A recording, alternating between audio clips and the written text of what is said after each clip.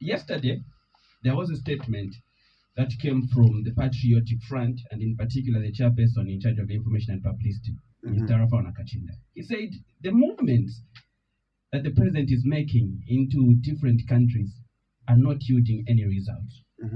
What's your take there as leadership movement about the president's movements? Are they not yielding any results? And just on this, the travel that the president has made to Abu Dhabi, the Minister of Foreign Affairs has communicated to us, the media, that what the president has gone to do there is to talk to the people that side to discuss on how we as a country are going to also tap into the issues of renewable energy. How are we going to make sure that in the next few years we are not suffering from issues of load shedding? So are you in support of what Rafael Nakachinda said, that the president's movements are not yielding results? That's the third story. Thank you very much. First thing first, we are going to talk as leadership movement. Solutions are here back home. In Solowezi there, as we are talking, we are mining uranium.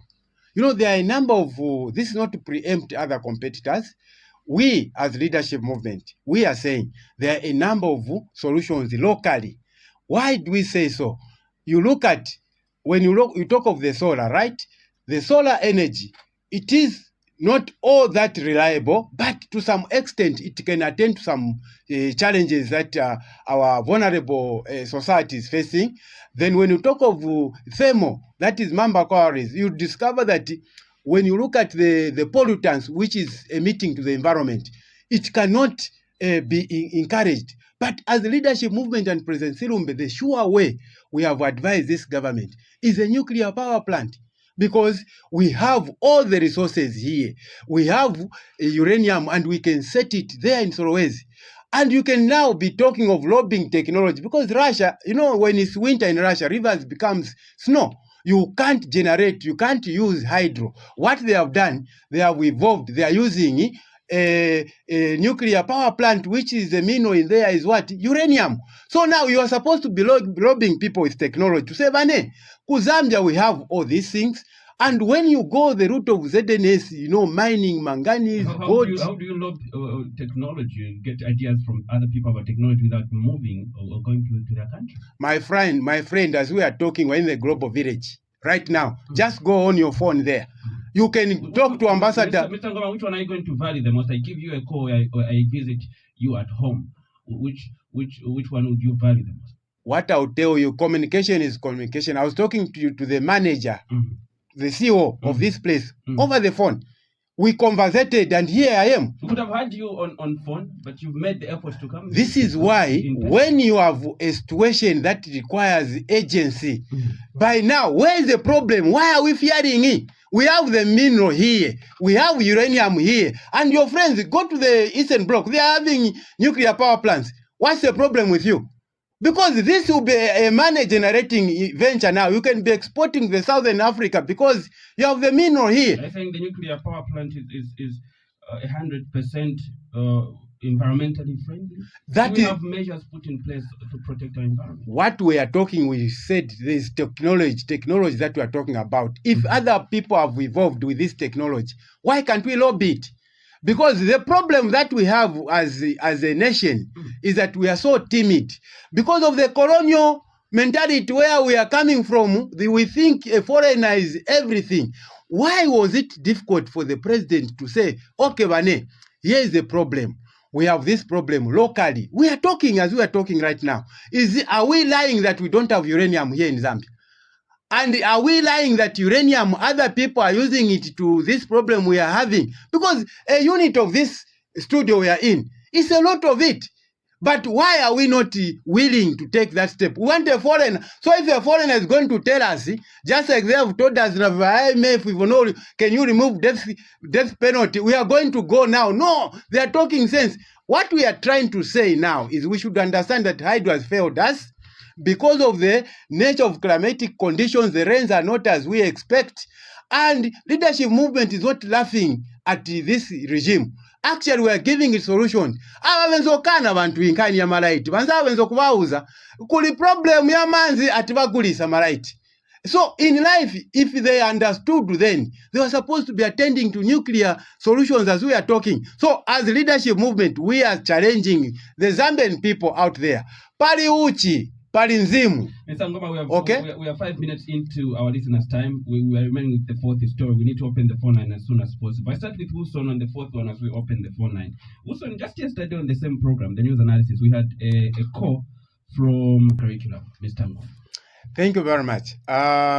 This is why when you hear my brother, the way is, it reminds us as leadership movement when we talk of the values, okay? When a society slowly loses its compass in terms of values, these are the consequences.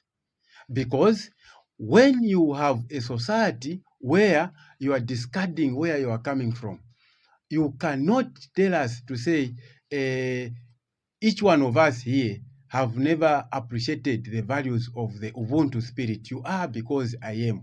What this brings us to realization is that you cannot allow a situation where our generation can degenerate to a point where we don't want to talk anything to do with production. You remember those days where you find that each one, there was a word which was very famous, self-reliant.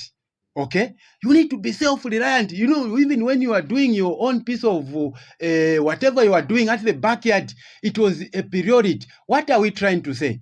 What we are trying to say is that when we have the leaders who seem not to know what it is that we can do as a people, and the sad part is that the kind of education that we have adopted, as you are looking around, you discover there are a lot of students who are graduating like from Unza who have done Mataraj. But ask yourself, how many are running their own minds? The answer is no. Why? Because we want to be trained so that you go and look for a job. You cannot be trained, get the skill. This media house we are here, leadership movement has you in its manifesto. We had a media gala. I think you must have followed that Mulungushi, at Radisson Blue hotel in Lusaka. You, the media, you can't talk for yourselves, but us as leadership movement, we know that you are the fourth estate. We had to organize a gala to appreciate the difficulties you are going through. You needed, through this industry, you can employ a lot of our talents out there, the young people. They needed to be productive, but how can you do that? You needed to be given certain policies so that once we relax certain challenges, what sees you difficult to go about your business, this industry, we can even start having the film industry. There's a lot of talent when we go to Katondo here, we go to even Ngungu, Bwacha, Mkobeko. You can take to a point where you discover that this is not just a paper, there is a talent here and we can be busy. But because of where we are coming from, we have policies which are amiss. Why? Because we want to prioritize foreigners. You look at agriculture. Agriculture is very, very important.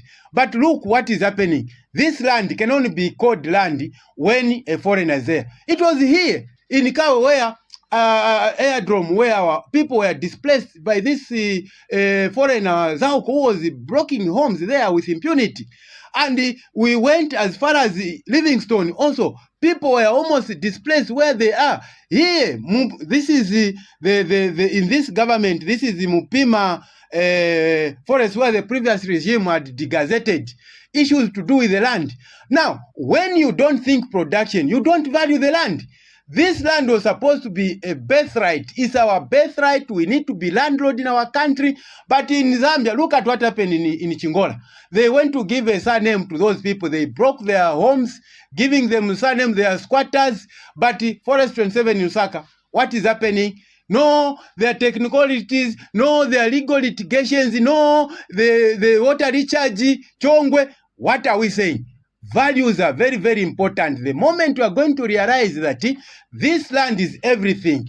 Land, that's where our copper is. Land, that's where our gold is. Land, that's where our limestone is. Lusaka is sitting on limestone. We can be making this cement locally. We use cement to make these township roads, God-given product. But because we are told a foreigner, when he talks, then we will dance. Because when leadership movement is talking about we can run a Portland cement under ZNS so that we start making these concrete roads, people say, they are just jokers. But these are bankable ideas. So the man is spot on. We needed to have a curriculum where it should be hands-on. Once you have a system which is hands-on, you discover that the environment out there will change. Why? 59 years of independence now, Mr. Ngoma. Where do you think the problem is with our education, the curriculum that we are using at the moment? Not something that is very good. You've also mentioned that. But where's the problem really? Is it difficult to change the education curriculum? Is it difficult to get rid of things that are not beneficial in our education sector? Is it very difficult? Is it a complicated thing to do? It's a mindset.